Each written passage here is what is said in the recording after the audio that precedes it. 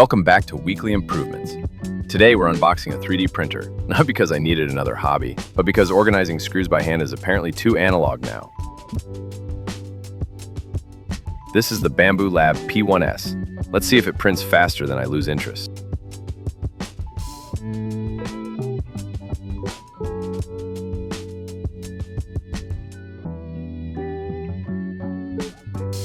Before we even get to the printer, I bought accessories, because obviously buying the printer wasn't enough.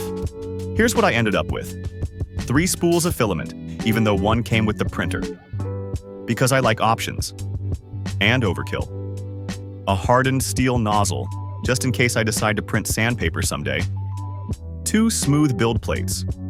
Not because I wanted to, but because I forgot I already ordered one. I call that accidental redundancy.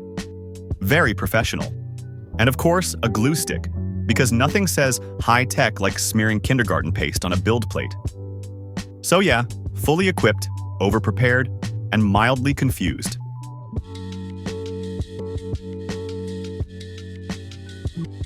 With the accessories set aside, let's take a look at the actual printer. The Bambu Lab P1S comes well packaged. Inside the box, the printer itself, a small toolkit, power cable, a sample spool of filament, a textured PEI build plate, and quick start documentation. The overall build feels solid. The enclosed chamber helps with temperature stability and keeps the workspace cleaner. Cable management and assembly quality look good out of the box. Now that everything's unpacked, I'll move on to setup and the first calibration. The first step after unboxing was removing all transport protection from the printer. That includes foam inserts, tape, and packaging materials inside the build chamber and around the moving parts. Next, I mounted the filament holder to the back of the printer.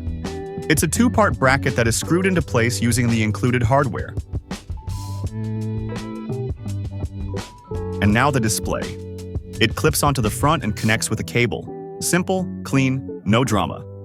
I plugged it in and tried not to overthink which way the connector goes.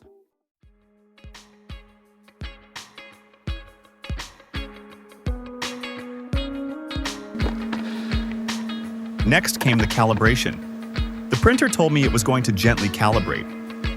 What it actually did was fire up the fans and axis like a jet engine and slam the nozzle into the plate with the confidence of a wrecking ball.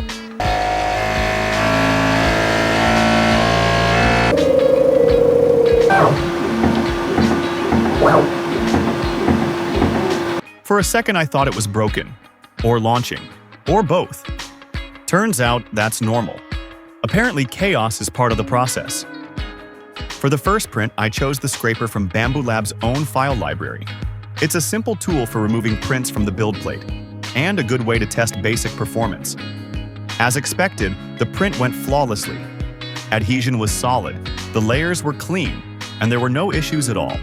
No warping, no shifting, no surprises. It just printed exactly the way it's supposed to, which honestly feels a bit strange when you're used to fighting with older machines. After the first successful print, things escalated quickly. I fell straight into the Gridfinity rabbit hole. If you've seen my earlier video on Gridfinity, you already know what that means. Modular bins, tool holders, label slots, and an overwhelming urge to make everything fit into neat little grids. Right now, I'm in the process of restructuring pretty much everything in the workshop. Drawers, shelves, workbench, it's all getting redesigned around a 42 by 42 millimeter grid. Which sounds extreme, but it's surprisingly addictive once you start. Having a fast and reliable printer like the P1S makes it easy to run batch after batch without thinking too much about it. Just queue up the next insert or holder, hit print, and keep going. That's it for the unboxing and first prints with the Bambu Lab P1S. I've got a lot planned with this printer, from more workshop organization to practical prints and long-term testing. If you have any questions about the setup, the prints, or the printer itself, feel free to drop them in the comments. I'll try to reply to as much as I can.